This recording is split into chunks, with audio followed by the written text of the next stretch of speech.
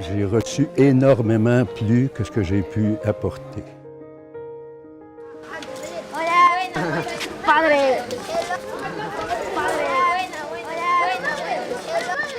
Et ça fait 31 ans que je suis au Pérou. J'aimerais finir mes jours ici, dans le service aux enfants, parce que c'est ça qui a donné un sens profond à ma vie.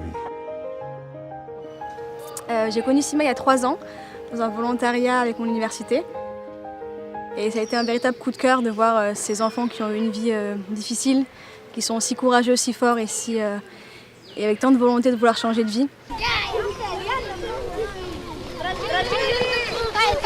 Le travail de Sima est aussi important parce qu'il permet de combattre la délinquance, notamment l'insécurité dans les rues de Lima.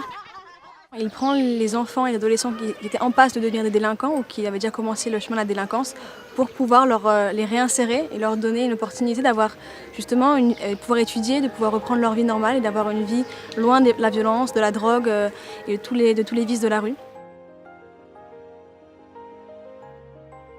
Aquí en Sima buscamos ayudarles a través de diferentes actividades a orientar sus conductas, a darles la facilidad de que puedan ellos reencontrarse consigo mismos y a lo largo del tiempo poder reinsertarse nuevamente en sus familias y en la sociedad en la que han estado viviendo.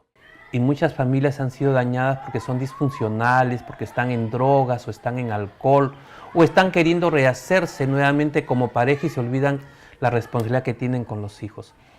Son chicos que no están acostumbrados a un abrazo.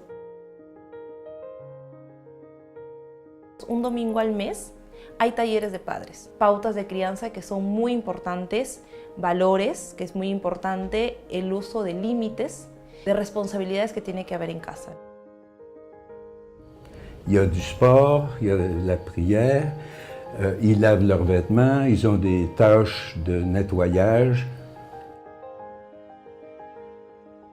L'idée, c'est de les tenir très occupés dans des choses intéressantes et utiles où ils apprennent tout au long de la journée. Il y a un atelier qu'on appelle d'initiation technique où ils apprennent les bases de plusieurs métiers, comme la soudure, la plomberie, l'électricité, la mécanique de bain, la construction.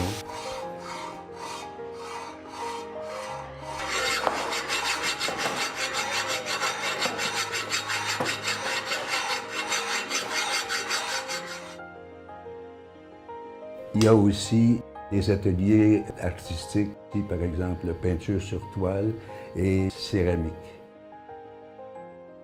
Premièrement, on essaie de leur redonner l'estime personnelle que beaucoup ont perdue en les aimant, en croyant en eux, en exigeant de la part du jeune, parce que c'est pas facile ce qu'il vit. Sino conductualmente, en todo lo que tiene que ver internamente de ellos. Ellos tienen sentimientos muchas veces reprimidos, internos, que no los sueltan, y con la música se explayan. Hay muchos niños que vienen, ¿no? Pero cuando tocan ya se liberan, sus emociones se descargan.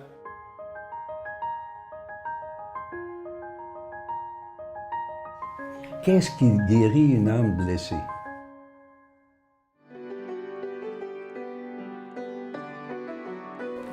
C'est de croire en lui. À partir de ce moment-là, tout est possible. Quand l'enfant recommence à s'aimer, à croire en lui, parce que d'autres croient en lui, d'autres l'aiment. Me llamo Angelo y lo que le voy a mostrar es cómo alimentar a las plantas. Prendre soin d'un autre être vivant, ça leur permet de s'oublier, d'oublier leurs problèmes, se mettre en contact avec la nature. Para nosotros es fascinante ver cómo la naturaleza acompaña a los niños precisamente en ese proceso de cambio. Los niños al entrar en el contacto con las plantas, con el agua, van tomando conciencia de la importancia de la vida, de la importancia, ¿verdad?, de acompañar, porque no es tan solo hoy día siempre me olvido, sino que tiene que estar constantemente. Y cuando ven el fruto de su trabajo, esos chicos han aprendido de que tienen que ser más sensibles, más tolerantes. Ce n'est pas facile, hein? Quand il retourne chez lui, tout le voisinage, c'est la drogue, les bandes de jeunes. Donc, on veut avoir des jeunes très forts, psychiquement, moralement, qui vont savoir se maintenir fermes dans cet environnement-là.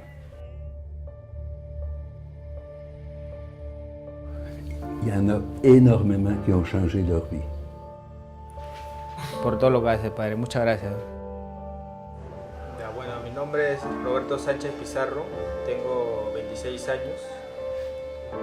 J'ai parlé avec ces deux professeurs.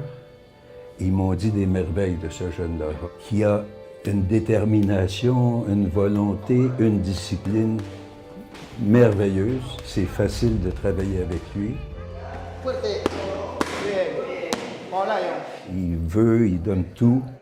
Ce qu'il a appris à Cima a fait que maintenant, c'est un élément très positif qu'il apporte dans la société. Bueno, Cima representa para mí, es mi familia que me dio todo el cariño que no voy a encontrar en otro lado. Des cas comme ça, moi, je pourrais vous en donner beaucoup. Lui, maintenant, il a 3 enfants. Lui, il a un restaurant et il conduit un taxi. Sa vie, c'est pour sa famille.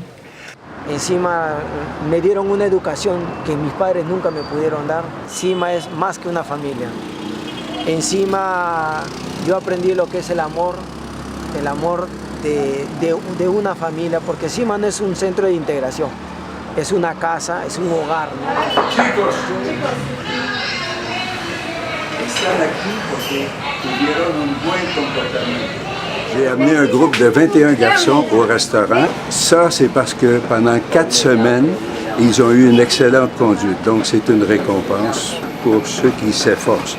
Pas seulement d'avoir une bonne conduite, mais d'être des leaders positifs dans leur groupe. Nous sommes heureux d'appuyer cette œuvre-là parce que c'est Cima. Nous voyons que ces enfants-là sont accueillis avec un amour inconditionnel. L'existence de Cima vient d'un être extraordinaire, le Père Ménard. Une des plus belles valeurs que Jean-Louis a pu retenir du Père Ménard, de voir l'autre comme il est, et automatiquement, il est capable de découvrir ce qu'il y a de bien en lui. Si quelqu'un cherche le bonheur, il ne va jamais le trouver. Et s'il donne sa vie pour aider à d'autres, il le trouve automatiquement.